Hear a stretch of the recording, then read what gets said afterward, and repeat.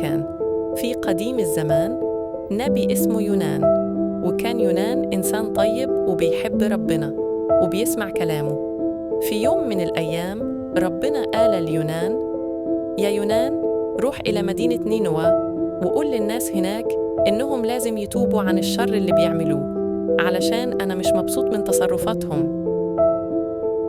لكن يونان خاف وما حبش يروح، وقال في نفسه: نينوى مدينة بعيدة وأهلها ممكن يزعلوا مني، أنا ههرب بعيد. وطلع يونان على سفينة عشان يسافر لمكان تاني اسمه ترشيش، بعيد خالص عن نينوى. لكن وهو في البحر حصلت عاصفة كبيرة والموج بقى عالي والسفينة كانت هتغرق.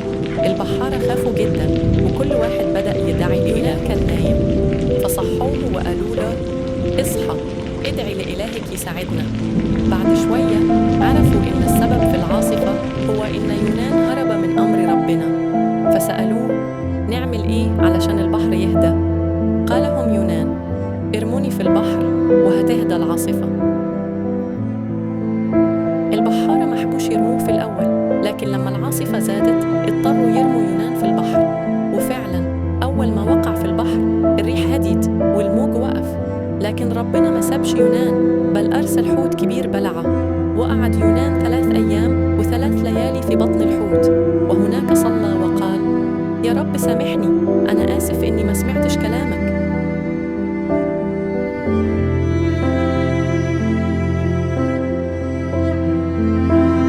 ربنا سمع صلاته وأمر الحوت يرميه على البر.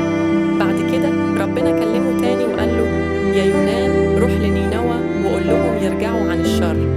المرة دي يونان سمع الكلام وراح وقال لأهل النينوى: ربنا مش مبسوط منكم، لو ما تبتوش المدينة هتتهد بعد 40 يوم.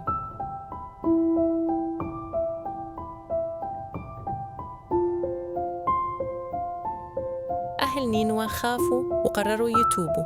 حتى الملك نفسه لبس ثياب الحزن وصام وقال للناس: كلنا لازم نرجع لربنا ونعمل الخير. ولما ربنا شاف توبتهم سامحهم وما عاقبهمش. لكن يونان زعل وقال: